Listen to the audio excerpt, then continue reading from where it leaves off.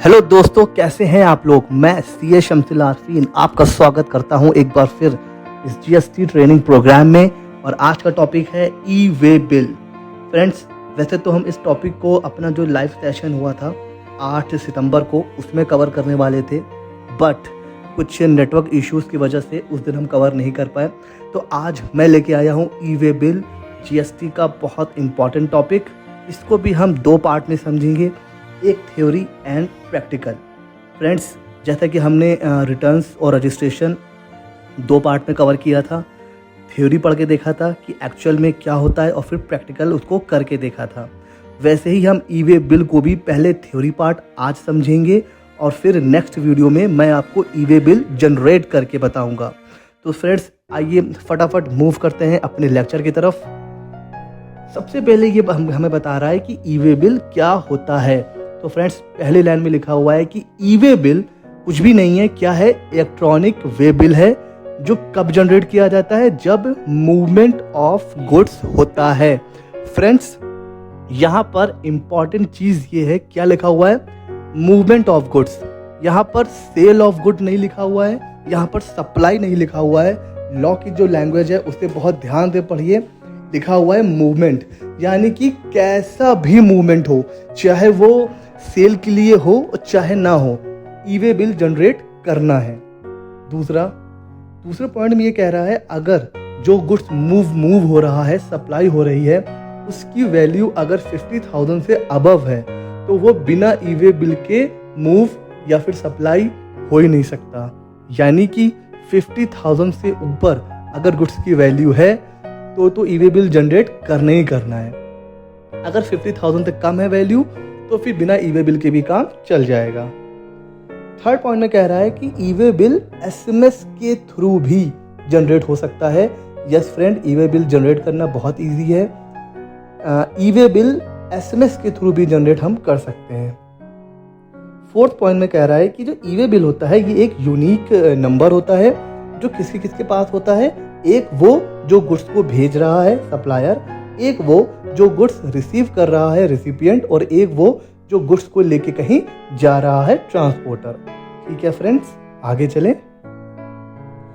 अभी हमने पढ़ा कि जब होगा क्या, मूवमेंट ऑफ गुड्स और वैल्यू होगी 50,000 से ऊपर, तो भैया जनरेट करना है ई वे बिल। यहाँ पर सप्लाई का मतलब क्या होता है, यहाँ पर सप्लाई कैसे भी हो सकती है। इवन अगर सेल रिटर्न भी हो रहा है, किसी सप्लायर ने गुड्स को बेचा और उसके बाद गुड्स किसी भी रीजन की वजह से सेल रिटर्न हो रही है, फिर भी ई वे बिल जनरेट करना पड़ेगा। इवन अगर अनरजिस्टर्ड पर्सन भी कोई सप्लाई कर रहा है तो भी ई वे बिल जनरेट करना पड़ेगा।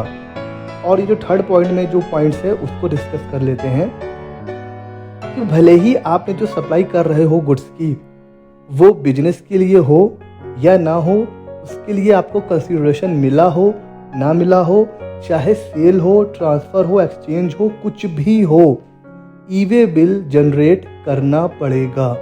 इसीलिए मैंने कहा था लॉ में लिखा हुआ है मूवमेंट ऑफ गुड्स, कैसा भी मूवमेंट हो आपको ई वे बिल जनरेट करना पड़ेगा। सिंपल, आगे चलते हैं। कुछ ऐसे केसेस हैं जहां पर ई वे बिल जनरेट करने की रिक्वायरमेंट नहीं होती है, और पहला केस उसमें से क्या है, mode of transport is non motor vehicle. अब ये लिखने को तो लिख दिया है लॉ में, लेकिन आज के टाइम में जो हैवी चीज़ें होती हैं वो बैलगाड़ी से कौन लेके जाता है, या फिर नॉन मोटर व्हीकल से कोई लेके नहीं जाता है। आज के जितनी भी हैवी चीज़ें होती हैं वो मोटर व्हीकल से ही ट्रांसपोर्ट की जाती हैं। फिर भी अगर कोई गुड्स ट्रांसपोर्ट हो रहा है नॉन मोटर व्हीकल से, ठीक है, तो वहाँ पर ई वे बिल की रिक्वायरमेंट नहीं होती है।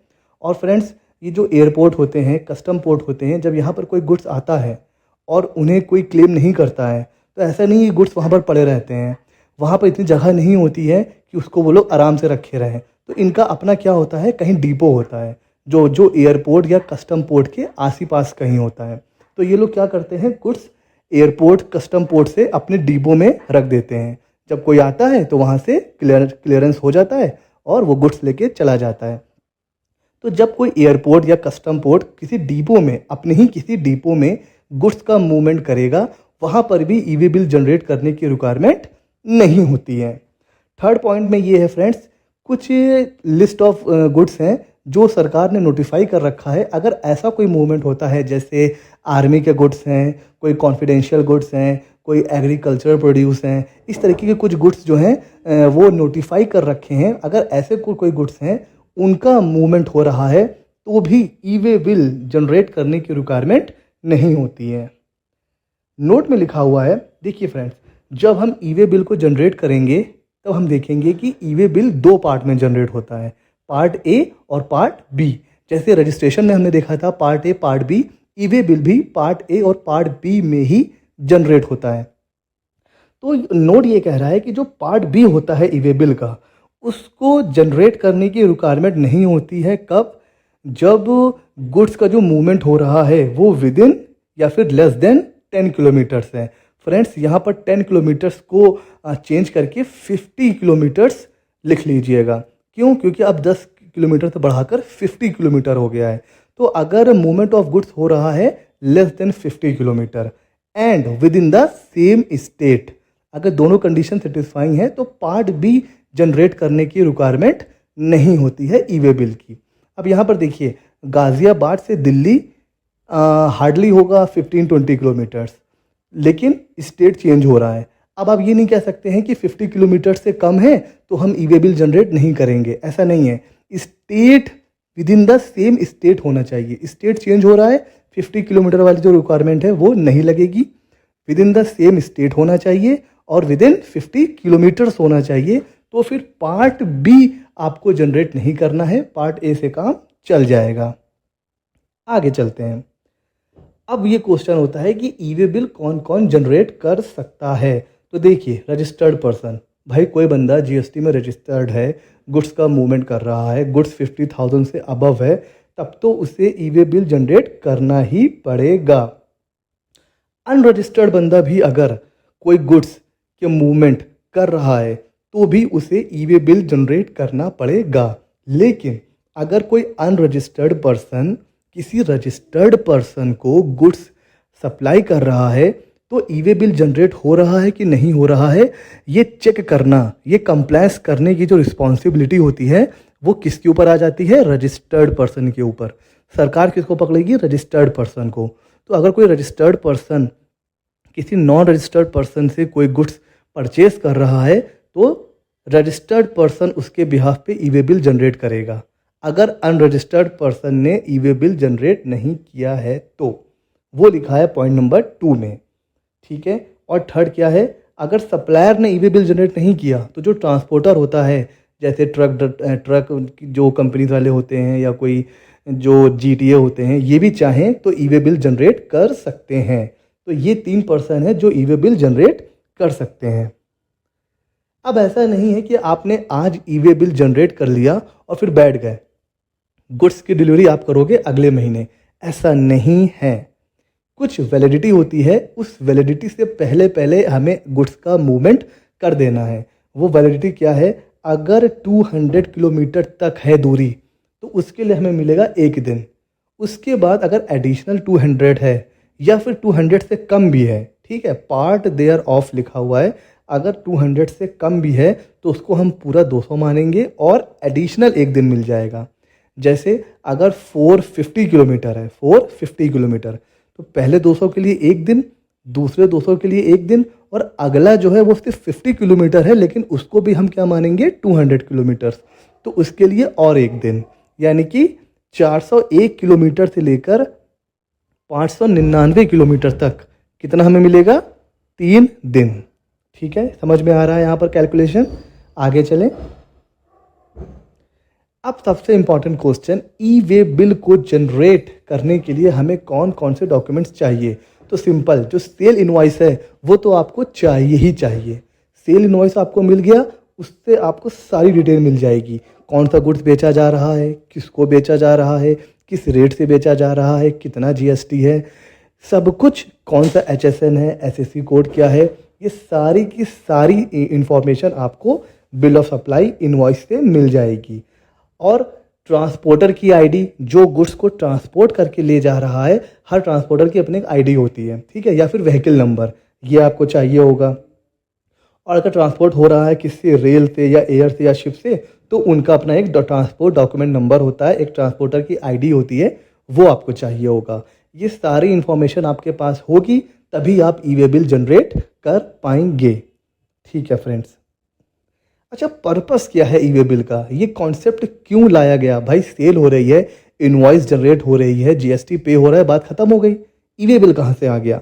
तो ई वे बिल इसलिए आता है ताकि जो गवर्नमेंट है, जो सरकार है, वो कोई कंट्रोल लगा सके कि जो गुड्स ट्रांसपोर्ट हो रहा है उसके ऊपर प्रॉपर जीएसटी पे हुआ है कि नहीं हुआ है। पहला, कोई इलीगल गुड्स तो नहीं मूवमेंट हो रहा है, कोई मतलब कोई वेपन्स, कोई हथियार, कोई ऐसे इलीगल चीज़ तो मूव नहीं कर रही है। और टैक्स की चोरी को रोकने के लिए भी ई वे बिल को इंट्रोड्यूस किया गया। समझ में आ गया फ्रेंड्स? आगे चलते हैं।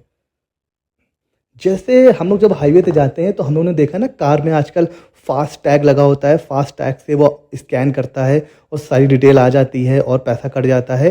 कुछ ऐसा ही है RFID रीडर्स। ये रीडर्स क्या करेंगे, जैसे ई वे बिल जनरेट करा तो एक कोड आ जाएगा, बार कोड, उसको जैसे ही स्कैन करेंगे सारी डिटेल आ जाएगी कि कौन सा गुड्स है गाड़ी के अंदर, कौन बेच रहा है, कौन खरीद रहा है, कितना जीएसटी पे किया है। तो ये जो RFID रीडर्स हैं ये अब हाईवे पे इंस्टॉल होना शुरू हो चुके हैं। इसके अलावा अगर जीएसटी के ऑफिसर या कस्टम ऑफिसर या किसी को, या एक्साइज ऑफिसर, किसी को भी ये लगता है तो कि कुछ ना कुछ इलीगल एक्टिविटी हो रही है, तो वो लोग फिजिकल वेरिफिकेशन भी कर सकते हैं। आपका ट्रक रास्ते में कहीं भी रुकवा के चेकिंग हो सकती है। और अगर कोई जो प्रॉपर ऑफिसर हैं जीएसटी के, एक्साइज के, कस्टम के, उनको लगेगा कि हाँ इवेजन ऑफ टैक्स हो रहा है, उनके पास प्रॉपर इंफॉर्मेशन है, तो फिर वो आपकी ट्रक या आपके कन्वेंस को रुकवा कर फिजिकल वेरिफिकेशन कर सकते हैं। लेकिन वो तब तक आपका ट्रक नहीं रुकवा सकते हैं जब तक वो एक नेसेसरी अप्रूवल नहीं ले लेंगे अपने बड़े कमिश्नर या ऑफिसर से। सिंपल। आगे चलें। इतना सब कुछ हमने पढ़ लिया, हम नहीं मानेंगे। ई वे बिल कौन जनरेट करता है? हम भी नहीं करेंगे। कोई क्या कर लेगा हमारा? नहीं, ज़रा रुकिए। ई वे बिल अगर आप जनरेट नहीं कर रहे हैं या रजिस्टर्ड पर्सन ई वे बिल जनरेट नहीं कर रहा है तो उसके ऊपर लगेगी मॉनेटरी पेनाल्टी। कितनी? या तो 10,000, या जो गुड्स जा रहा है उसके ऊपर जो जीएसटी लगा हुआ है वो value, which ever is lower नहीं लिखा हुआ है, विच एवर इज ग्रेटर लिखा हुआ है। यानी अगर आप गुड्स लेके जा रहे हैं उसके ऊपर जीएसटी लगा हुआ है 50,000 रुपए का, तो 10,000 और 50,000, विच एवर इज हायर, मतलब जीएसटी का अमाउंट तो आप पे ही करेंगे, साथ में इक्वल पेनाल्टी भी पे करेंगे। तो भैया जीएसटी के बराबर पेनाल्टी लग जाएगी अगर ई वे बिल जनरेट नहीं किया। दूसरा, डिटेंशन और सीजर। आपका गुड्स जहां पकड़ा जाएगा वहीं का वहीं सीज हो जाएगा, डिटेन कर लिया जाएगा। तो ये दो बहुत बड़े कॉन्सिक्वेंसेस हैं जो अगर आपने ई वे बिल जनरेट नहीं किया तो ये कॉन्सिक्वेंसेस आपको फेस करने पड़ सकते हैं। तो ई वे बिल जनरेट करना बहुत ज़्यादा इम्पॉर्टेंट है। तो ई वे बिल अभी हमने देखा 2 पार्ट में जनरेट होता है, पार्ट ए और पार्ट बी। अब ई वे बिल को प्रैक्टिकली जनरेट कैसे करते हैं, ई वे बिल की जो साइट है उस साइट पे जाके ई वे बिल कैसे जनरेट किया जाता है, ये हम देखेंगे अपने नेक्स्ट वीडियो में। ये वीडियो अगर पसंद आ गया हो तो आप लाइक कर सकते हैं, मेरे चैनल को सब्सक्राइब करिए, और ताकि जो आने वाली जो वीडियोज़ हैं उनका आप तक नोटिफिकेशन पहुंच सके। और अब अगले वीडियो में हम देखेंगे कि ई वे बिल जनरेट कैसे करते हैं। तब तक के लिए गुड बाय, थैंक यू।